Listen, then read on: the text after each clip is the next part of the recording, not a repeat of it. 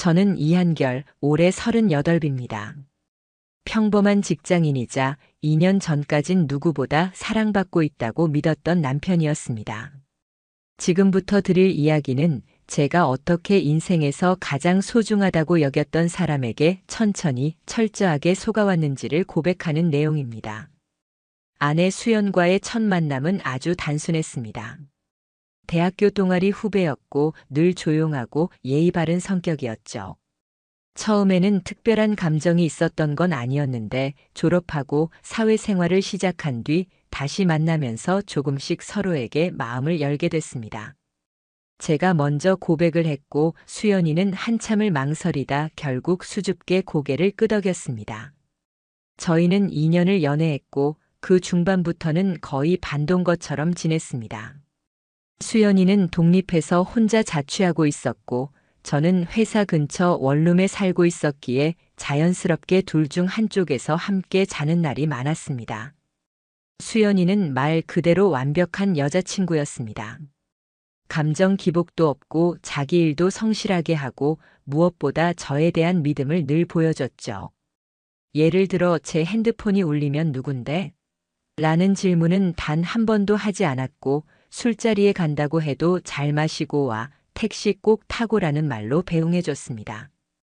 그런 수연과 결혼을 결심하는 건 어쩌면 당연한 수순이었습니다.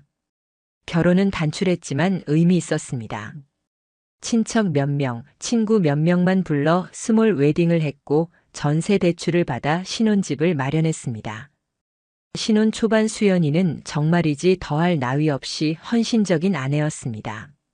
저보다 먼저 일어나 아침을 차려주고 제가 지각할까봐 옷까지 챙겨줬습니다. 주말엔 함께 산책도 가고 넷플릭스를 보며 맥주도 마시고 간혹 싸우더라도 감정이 길게 가지 않도록 항상 먼저 손을 내밀어주던 사람도 그녀였습니다.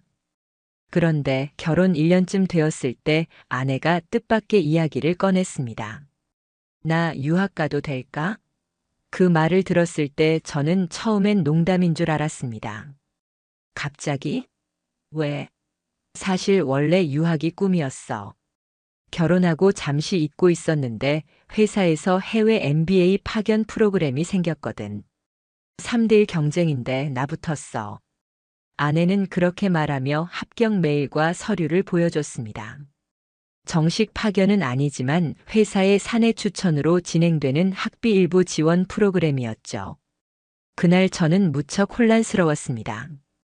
아내와 떨어져 1년, 그것도 해외에서 혼자 지내게 된다는 건 저에게 결코 쉬운 일이 아니었습니다. 하지만 아내는 간절했습니다. 여보, 나 20대 때 이 꿈 하나 포기한 게 늘 후회됐어. 지금 아니면 못 가. 그리고 나 당신 두고 이상한 짓 안 해. 알잖아, 내가 어떤 사람인지. 결국 저는 허락했습니다. 사랑하는 사람이 인생의 꿈을 이야기하고 있는데 그걸 막는 건 제 역할이 아니라는 생각이 들었거든요. 아내는 그렇게 유학을 떠났습니다. 호주 시드니에 있는 작은 사립대 MBA 프로그램. 1년짜리 단기 과정으로 이론보다는 실무에 가깝다는 게 특징이었죠. 처음 몇 달은 영상통화도 자주 했습니다. 밤마다 자기야 보고 싶다며 손을 흔들고 오늘은 오렌지 주스 흘려서 셔츠 망했어 같은 사소한 얘기들을 귀엽게 늘어놓던 모습이 지금도 기억납니다. 하지만 그건 처음 몇 달뿐이었습니다. 아내는 점점 바빠졌습니다. 오늘 그룹 과제가 있어서 통화 힘들어. 시간대가 너무 안 맞아서 미안해. 나 지금 시험 기간이라 2주일쯤 연락 힘들 수도 있어. 그런 핑계는 이해하려고 했습니다. 진짜 열심히 공부하고 있다고 생각했으니까요. 그 사이 저는 아내의 월세, 생활비, 학비 일부를 계속 보내줬습니다. 회사에서 일부 장학금이 있다고 했지만 숙소나 생활비는 따로 필요하다고 했고 그게 부담된다고 하면 자존심 상할까봐 일부러 먼저 보내주기도 했습니다. 그런데 이상한 건 아내의 SNS엔 별다른 흔적이 없었다는 점입니다. 다른 친구들은 호주 유학 중 이라며 사진을 올리는 경우가 많았는데 아내는 오히려 결혼 전보다 더 조용해졌습니다. 저는 그걸 오히려 고맙게 여겼습니다. 그래, SNS에 푹 빠져 사는 것보다 지금 이렇게 공부에 집중하는 게 낫지. 저는 바보처럼 그렇게 위로하며 살았습니다. 6개월쯤 지났을 때 아내의 얼굴은 꽤 달라져 있었습니다. 살이 좀 빠졌고 화장도 안 한 채 영상통화에서 무표정하게 인사를 하던 모습이 마치 어떤 역할을 하고 있는 사람 같았습니다. 자기야, 우리 그냥 음성통화만 하면 안 돼? 영상 너무 지쳤어. 그 말이 이상했지만 저는 역시나 이해하려 했습니다. 그날도 영상통화를 끊고 냉장고를 열다 문득 든 생각이 하나 있었습니다. 혹시 너무 보고 싶어서 내가 오히려 그녀를 숨막히게 만들고 있는 걸까? 저는 그렇게 점점 아내와 거리를 두기 시작했습니다. 일주일에 한두 번 정도만 연락하고 톡도 간단히 주고받는 수준. 그런데 이상하게도 그게 아내가 훨씬 편해하는 방식 같았습니다. 어느 순간부턴 자기야, 우리 서로 너무 의지하지 말자. 멀리 있을수록 더 독립적인 게 필요해. 라는 말까지 하더군요. 그때는 몰랐습니다. 그 말이 사실 나 지금 딴 사람한테 마음 줬어 라는 의미였다는 걸요. 아내가 떠난 지 8개월이 지나면서 저는 이상한 감정을 품고 살았습니다. 그 감정은 분노도 아니고 서운함이나 외로움이라고 말하기엔 어딘가 다르게 느껴졌습니다.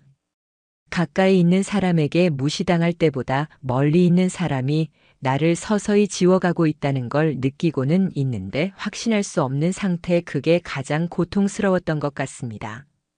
그때쯤이었습니다.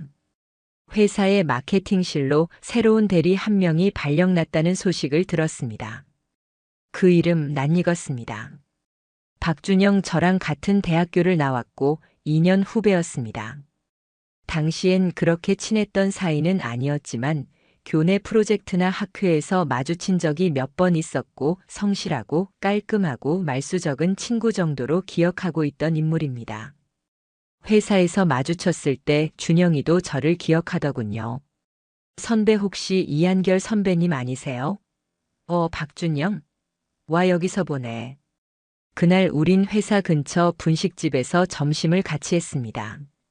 서로 어떻게 지냈는지, 대학 이후 근황이 어땠는지 간단한 이야기를 나눴죠. 그런데 식사 도중 준영이 말했습니다. 선배, 결혼하셨죠? 응. 작년에 했어. 지금은 아내가 유학 중이야. 아, 유학 혹시 어디로요? 호주. 시드니 쪽. 그 말이 나오자 준영의 젓가락이 잠깐 멈췄습니다. 진짜 짧은 순간이었지만 저는 이상하게 그 멈칫함이 눈에 띄었습니다. 그리고 이내 그는 아무렇지 않은 듯 웃으며 말했습니다. 요즘엔 다들 해외로 나가시네요. 저도 기회되면 한번 나가보고 싶어요. 그날 이후 준영은 제 주변에서 자주 보였습니다. 처음엔 같은 부서 내라 그런 줄 알았지만 점심시간마다, 회의 시간마다, 심지어 퇴근 시간 이후에도 그는 우연처럼 저와 겹쳤습니다. 그리고 점점 이상한 말투를 쓰기 시작했습니다. 선배는 진짜 착하신 것 같아요. 그런 상황에서도 믿어주시네요. 와. 진짜 대단하세요. 전 못할 것 같아요. 처음엔 그저 후배가 선배에게 예의 있게 말하는 정도로 들렸습니다. 하지만 계속 반복되니까 무언가 말에 숨어있는 뉘앙스가 느껴졌습니다. 마치 저만 바보처럼 믿고 있는 것 같다는 암시. 착한 사람 콤플렉스에 빠진 누군가를 연민 어린 시선으로 바라보는 태도. 결정적으로 이상했던 건 그가 제 아내의 이름을 알고 있었다는 점입니다. 어느 날 회사 옥상에서 같이 커피를 마시고 있었는데 준영이 불쑥 이런 말을 했습니다. 수연 누나 공부 잘하시죠? 예전부터 좀 무섭게 완벽주의셨던 것 같아요. 그 순간 저는 커피를 떨어뜨릴 뻔했습니다. 뭐라고? 너 수연이를 어떻게 알아? 아, 그게 말 안 했구나. 누나랑 저 예전에 스터디 같이 했었어요. 학부 때. 그의 말투는 매우 자연스러웠지만 저는 단박에 느꼈습니다. 거짓입니다. 아내는 대학 때 스터디나 학회 활동 같은 걸 거의 하지 않았습니다. 그녀가 항상 했던 말이 있거든요. 나 사람들하고 어울리는 거 잘 못해. 특히 후배나 선배랑은 더 어려워. 그녀는 말 그대로 폐쇄적인 사람이었고 누구랑 연이 닿았다는 이야기를 한 적이 없습니다. 그날 밤 저는 아내에게 전화를 걸었습니다.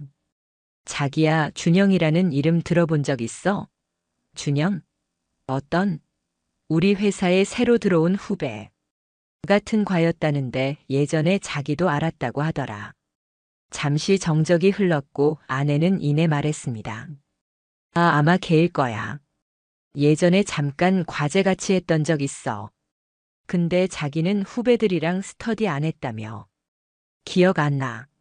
나도 그때 바빴어. 어차피 별 사이 아니었고. 그녀의 말투는 어색했습니다. 기억이 나지 않는 사람이면 글쎄. 라고 반응하는 게 자연스러울 텐데 그녀는 너무 많은 설명을 붙였습니다. 그날부터 저는 회사의 박준영과 해외 유학 중인 아내를 의심하기 시작했습니다. 처음엔 말도 안 되는 생각이었습니다. 한 명은 한국에 있고 한 명은 시드니에 있는데 어떻게 그 둘이 엮여 있을 수 있을까? 하지만 사람의 감이라는 건 무시할 수 없는 거더군요. 저는 그날 이후 준영의 행동을 관찰하기 시작했습니다. 그리고 그는 제 시선을 의식하고 있다는 걸 느꼈습니다.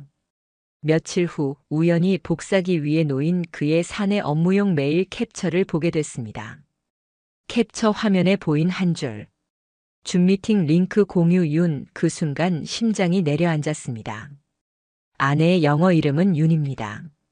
그녀는 결혼 후에도 이름을 바꾸지 않았고 해외 프로그램 등록 시에도 영문 이름을 저에게 직접 보여준 적이 있었습니다. 그게 어떻게 가능한가요? 그는 시드니에 있는 아내와 온라인 미팅을 하고 있었습니다. 단순한 과제 협업이라면 왜 사적인 대화 링크를 사내 캘린더와 연동시켰을까요? 저는 그날 준영의 뒷자리에 몰래 다가갔습니다. 그의 컴퓨터 화면은 잠겨 있었지만 모니터 옆엔 포스트잇 하나가 붙어 있었습니다.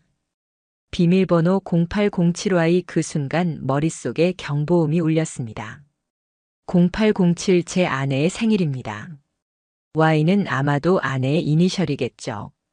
그날 밤 저는 처음으로 아내의 유학이 가짜일 수도 있다는 의심을 품게 됐습니다.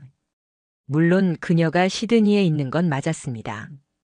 인스타그램으로 남겨둔 지역 태그나 처음 보여줬던 항공권을 생각하면 위치 자체가 거짓은 아니었을 겁니다. 하지만 그곳에서 혼자 공부하고 있었다는 믿음은 이미 무너지고 있었습니다. 그날 이후로 제 안에서는 모든 게 의심이라는 이름으로 뒤덮였습니다. 아내의 모든 말, 준영의 모든 눈빛, 그리고 제가 그동안 아무 의심 없이 넘겼던 과거의 순간들까지도 하나하나 되짚어보게 되었습니다. 처음엔 너무 억지스럽다는 생각도 했습니다. 설마 그럴 리가, 내가 과민 반응하는 건 아닐까? 말도 안 되지, 내가 아는 수연인데. 하지만 비밀번호 포스트잇을 본 이후로 그 생각은 빠르게 확신으로 바뀌었습니다. 다음 날 저는 사무실 복사기를 수리하는 외부 업체 기사인 척하고 준영이 자리를 비운 점심시간 틈을 이용해 그의 책상 근처 컴퓨터를 확인했습니다. 비밀번호는 예상대로 0807Y. 화면이 열렸습니다. 들어가자마자 아웃룩 메일이 떠 있었고 최근 사용한 파일 목록 중 파일 하나가 있었습니다.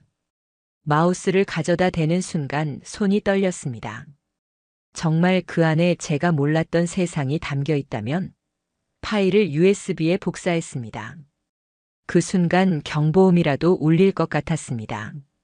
퇴근 후 집에 도착하자마자 노트북을 켜고 파일을 열었습니다. 영상이 재생되었습니다. 회의 화면처럼 보였지만 화면에 잡힌 두 사람은 아내와 준영이었습니다. 화면 속 아내는 머리를 묶은 채 침대에 누워 있었고 웃으며 말했습니다. 이제 거의 다 왔네, 우리. 그리고 준영은 말했습니다. 그럼 이번에 진짜 제대로 마무리하자. 대화의 주제는 공부도 과제도 아니었습니다. 둘은 확실히 사적인 이야기를 나누고 있었고 그 안에는 함께 있었던 날들에 대한 기억이 가득 담겨 있었습니다. 그때 본다이 비치에서 내가 내 옷 들고 뛰던 거 기억나? 기억나지? 그날 밤에 호텔 예약 안 돼서 진짜 큰일 날 뻔했잖아. 호텔.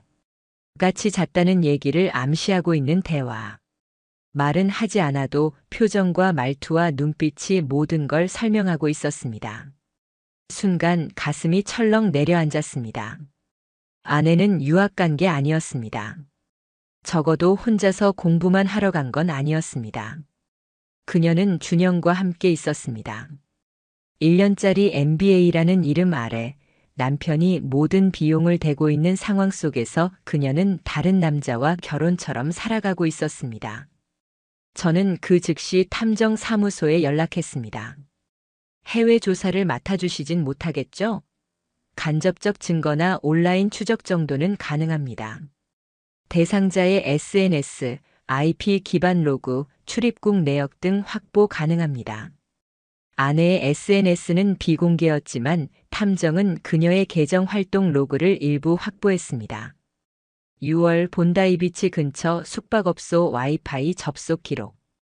7월 한국인 렌터카 업체 후기 등록. 8월 박와의 이름으로 예약된 트래블 포인트 공유 내역.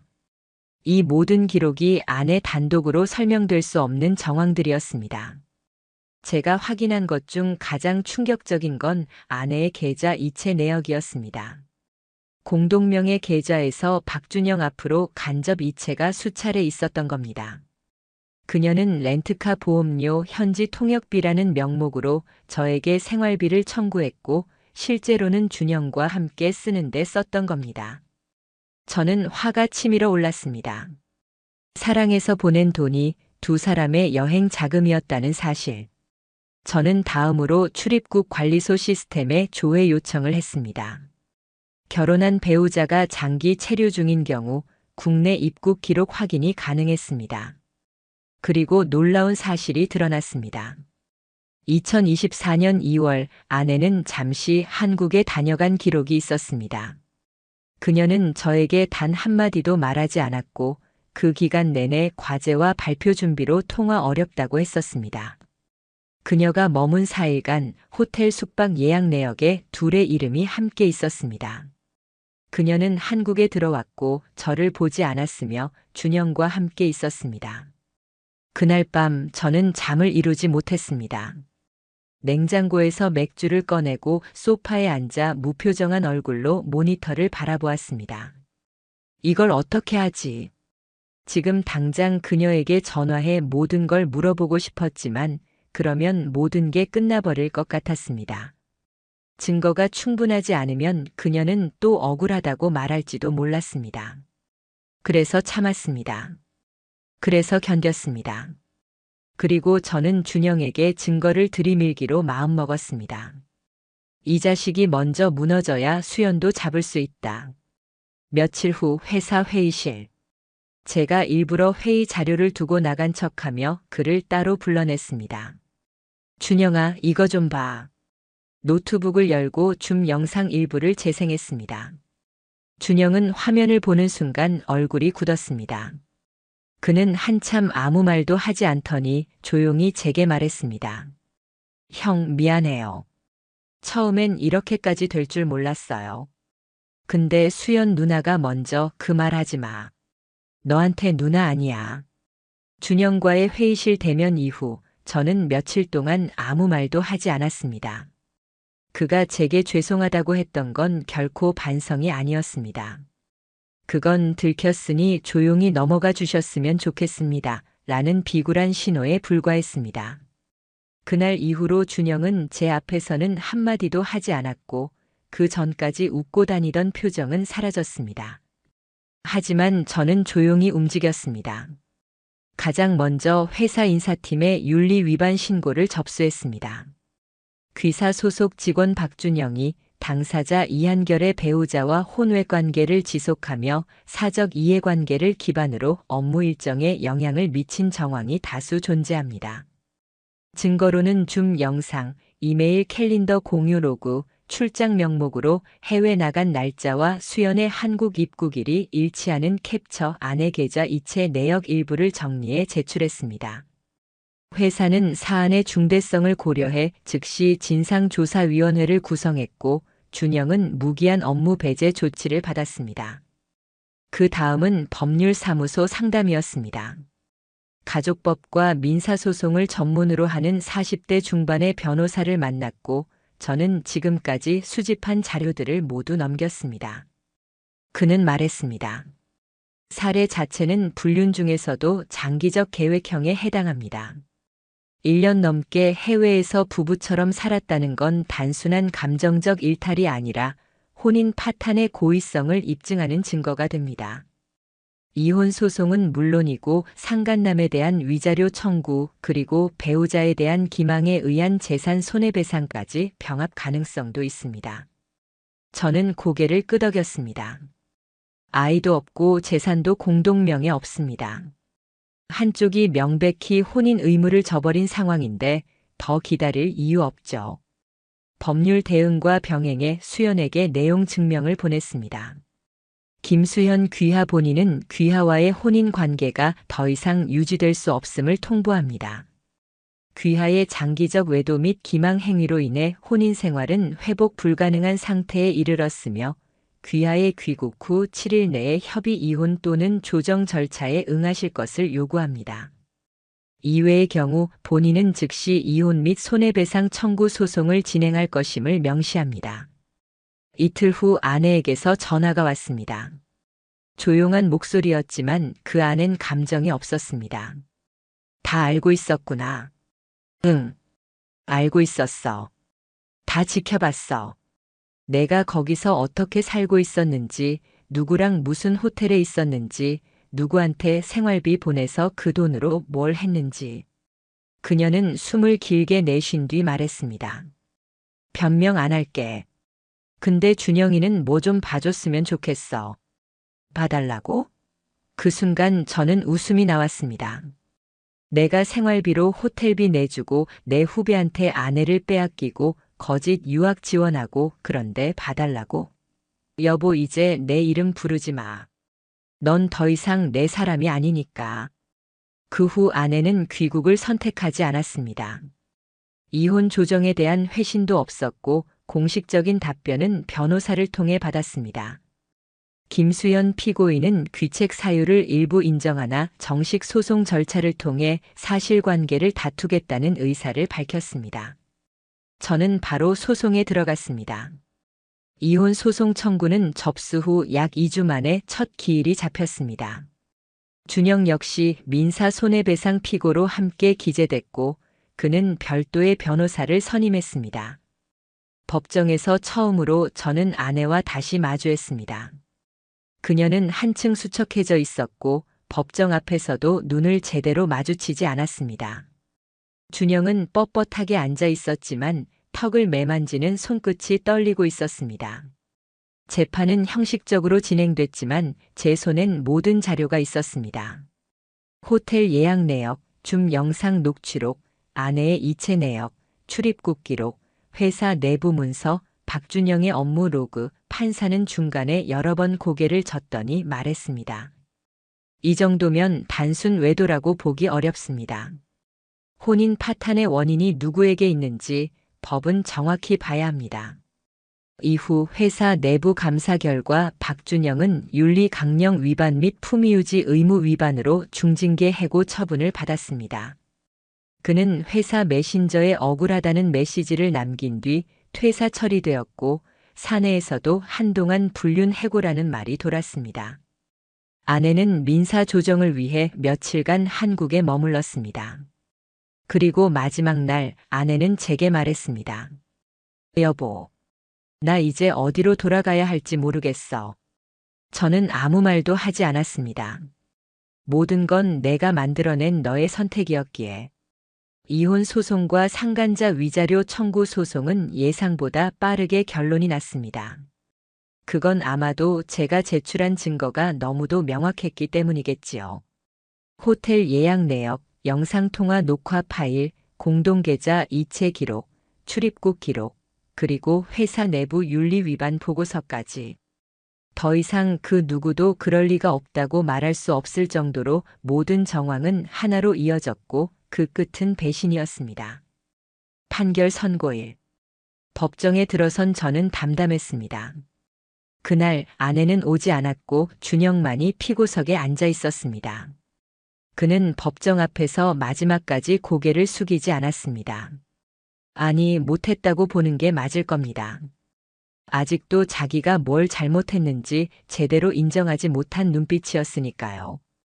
재판부는 담백한 어조로 판결을 읽어내려갔습니다.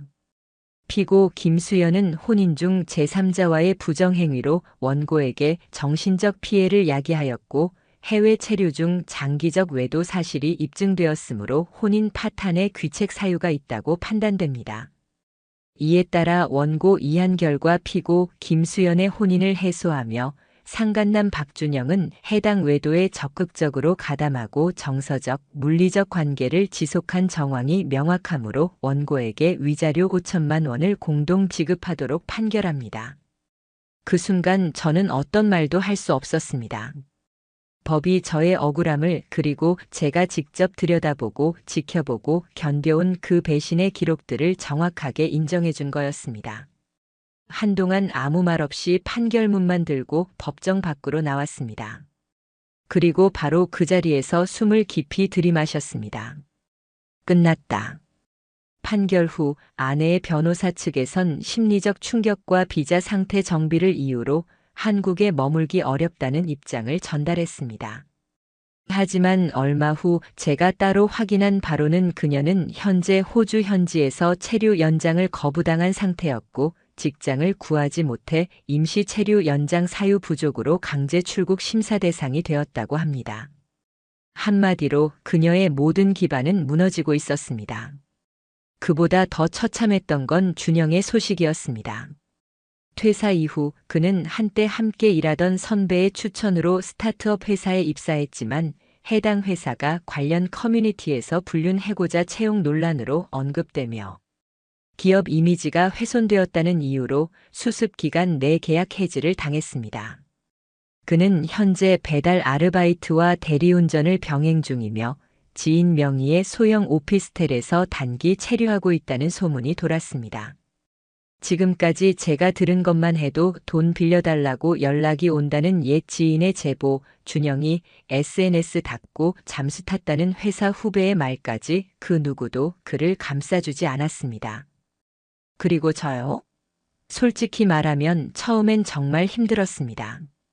사랑한 사람을 믿었고 그 사람을 위해 모든 걸 내어줬던 제가 그토록 철저히 속았다는 사실이 저 자신을 가장 힘들게 했습니다. 어쩌다 이렇게 됐을까? 내가 뭘 놓쳤던 걸까? 수없이 되묻고 또 되물었습니다. 그런데요. 어느 날 아침 창밖을 보며 커피를 마시던 순간 문득 이런 생각이 들었습니다. 나는 정말 최선을 다했다. 맞습니다. 저는 단 한 번도 그녀를 의심하지 않았고 끝까지 믿어줬습니다. 그 믿음을 배신한 건 그녀였고 그 선택을 한 것도 그들이었습니다. 그러니 이제 더 이상 제 자신을 미워할 이유가 없었습니다. 지금 저는 혼자 살고 있습니다. 혼자라는 말이 이제는 고독이나 결핍이 아닌 온전한 평온처럼 느껴집니다. 퇴근하고 돌아온 집에서 스피커로 음악을 틀고 간단하게 된장찌개를 끓이고 책상 앞에 앉아 조용히 일기를 씁니다. 언젠가 다시 사랑할 수 있을까요? 모르겠습니다. 하지만 다시는 속지 않을 겁니다. 그리고 자기 자신을 먼저 지켜내는 사랑이 얼마나 소중한지를 이제는 압니다. 마지막으로 혹시 지금 이 영상을 보시는 분들 중 설마 우리 사이에 그럴 리 없어라고 믿고 있는 분이 계시다면 단 한 가지는 기억하셨으면 좋겠습니다. 배신은 언제나 조용히 사랑이라는 얼굴로 다가온다는 것. 그리고 그 배신에 대한 대가는 절대 사라지지 않는다는 것도요.